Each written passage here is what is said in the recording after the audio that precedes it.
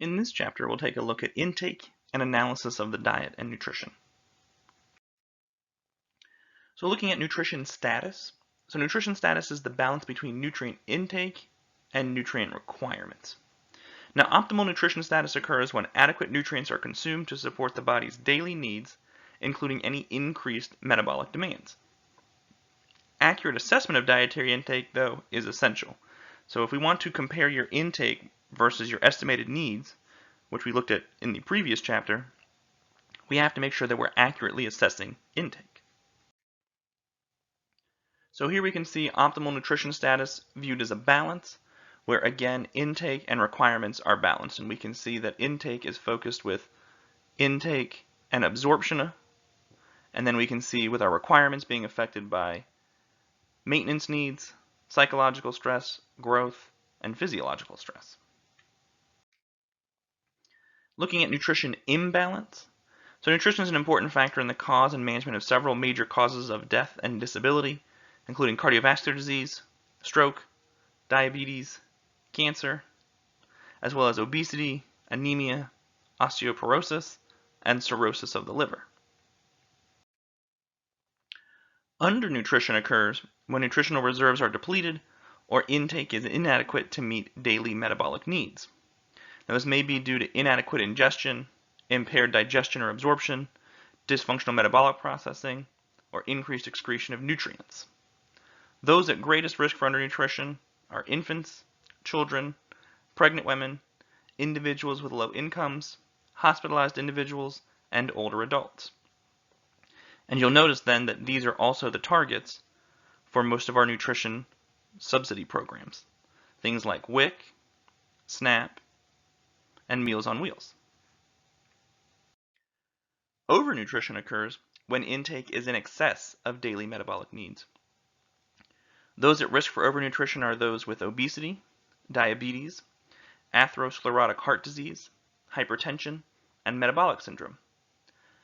One of our concerns is that obesity is associated with low-grade inflammation, and this chronic inflammation is what contributes to this disease risk.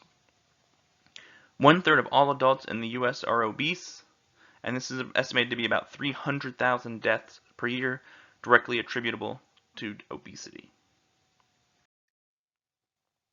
Now, we've discussed screening previously, and we've looked at that nutrition screenings need to be completed within 24 hours of admission. And so just as a review, right, their purpose is to quickly identify those individuals who are malnourished or at nutrition risk and determine whether a more detailed assessment is warranted. Now again, screening is typically done by a diet tech, nurse, physician, or other healthcare provider. So again, somebody else is screening the patient and then calling in the dietitian to come do a further assessment. Patients at nutrition risk are then referred to the RD who completes the nutrition care process, and again, one of those components is evaluating dietary intake. Now, a screening tool needs to be easy to complete, cost-effective, inclusive of readily available data, and effective in identifying nutrition problems. So the tool has to be reliable and valid. And so reliable means there's consistency between two measures of the same factor. So for example, weight. It's very easy to see weight before and after. And validity, or being valid, means that it measures what it's supposed to measure. In our case, nutrition status. So here's an example of a nutrition questionnaire, and this one's actually fairly advanced. You'll see I think most of them now have trimmed down the number of questions, but this would be an ideal one where, again, has there been recent weight loss within 30 days? And again, it says 10 pounds because what our concern is that, yes, right, if you weigh yourself and then you go to sleep and you wake up and you go pee and you weigh yourself, you'll be a pound or two lighter. That's not really what we're worried about, right? We're worried about weight loss due to nutrition causes. Have you been following a weight loss diet? Changes in appetite, swallowing, chewing, nausea, diarrhea, vomiting, constipation? Do you have to follow a modified diet? Do you have any food allergies, etc.? Right? The idea is that we should be looking at any of these major symptoms which would cause a disturbance in one's nutrition intake or status. There's a lot of different screening tools to look at, so assessing someone's nutrition status, which usually has an intake component. So we do have the MUST, which is the Malnutrition Universal Screening Tool, which looks at anthropometrics of weight, height, and BMI, weight loss, and having an acute disease process for more than 5 days. You have the mini nutritional assessment, which has questions related to intake, weight loss, mobility, stress, neuropsychological condition, and BMI. There's the Geriatric Nutritional Risk Index, which looks at albumin and weight loss, and the Determine checklist, which is designed for older adults.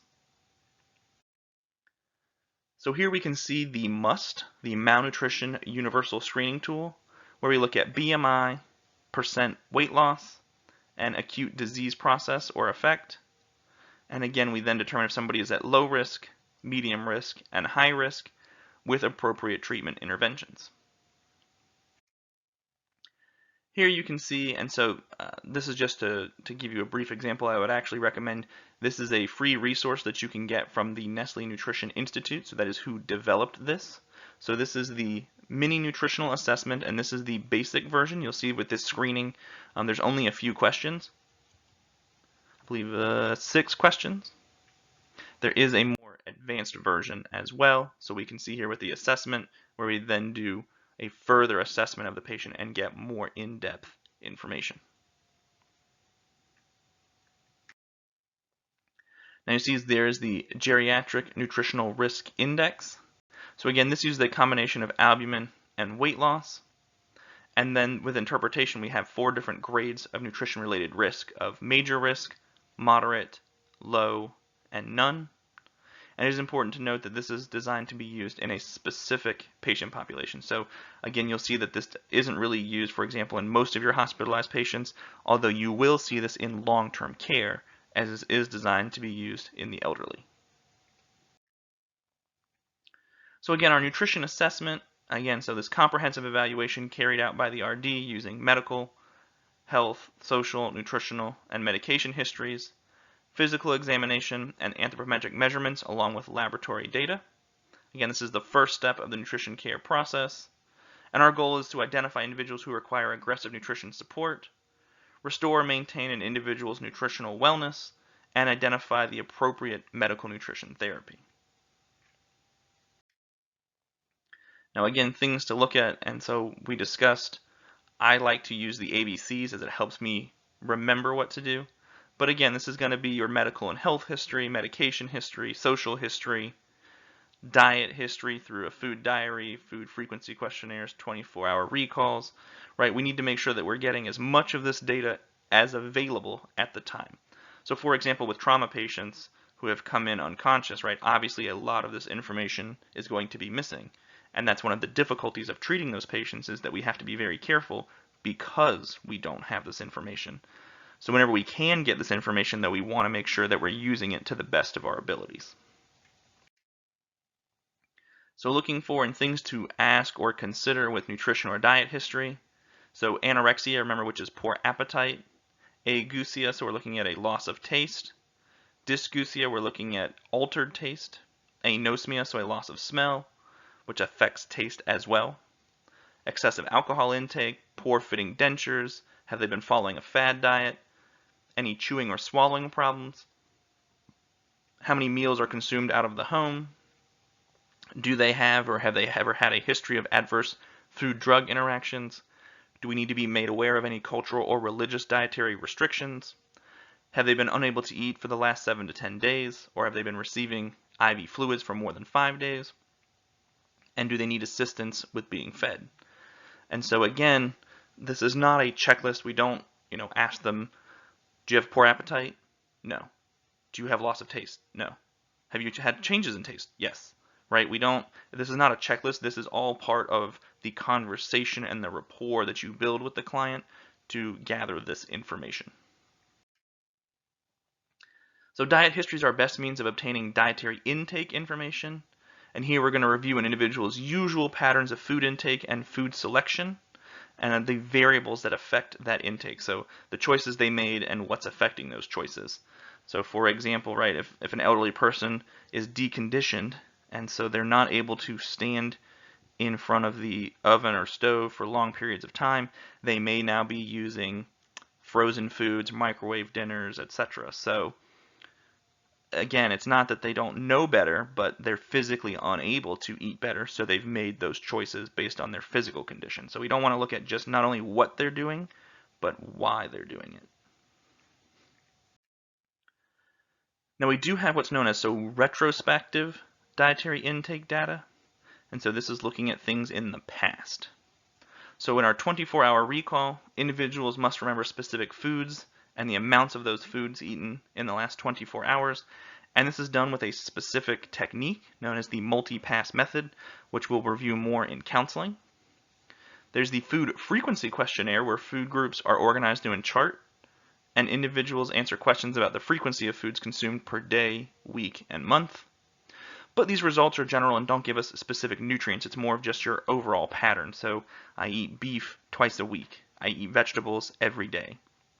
I eat fruit most of the week, right? It doesn't really give us specifics, but gives us an idea of the overall picture. We also have prospective dietary intake data. And so these are when things are going to be after you meet with the dietitian and they say, from this day forward, let's start gathering this data. So this is your food record or food diary. So the most common technique is your calorie count or nutrient intake analysis, or your food journals. And so information about intake is collected through direct observation of foods eaten or nutrition support received. And so what I do is I say, hey, for the next 3 days, we're going to record everything you eat or drink, and then we're going to analyze it for its macro and micronutrient intake. Now, thankfully, a lot of menus in the hospital are now computerized, so this allows for relatively easy analysis of the patient's intake while they're hospitalized. You can see, though, this is the old-fashioned format, and so what we would do is this form would actually be taped to the patient's door on the inside of the room, and what would happen is that when their tray is cleared at the end of each meal, so for example for breakfast, if they had bacon, toast, and eggs, and we normally serve 2 eggs, 2 slices of toast, and 2 slices of bacon, you would list bacon, like if they ate 1 slice, bacon, half eaten. If they ate 1 slice of bread, toast, half eaten. Eggs, half eaten. And then what will happen is I can put this into the computer system and actually analyze their intake.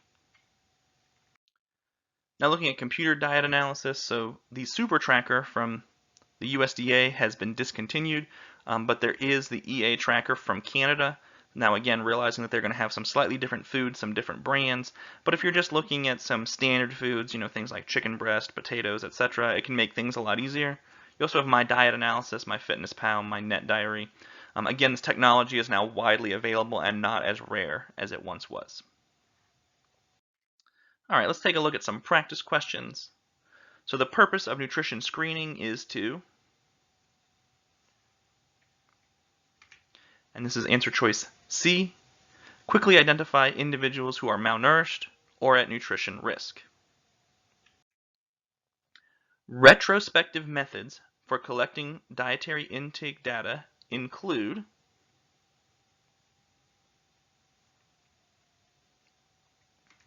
and this is answer choice B, food frequency questionnaires. Number 3, blank is the first step of the nutrition care process. And this is answer choice B, nutrition assessment. Thank you for your time, and I look forward to your questions.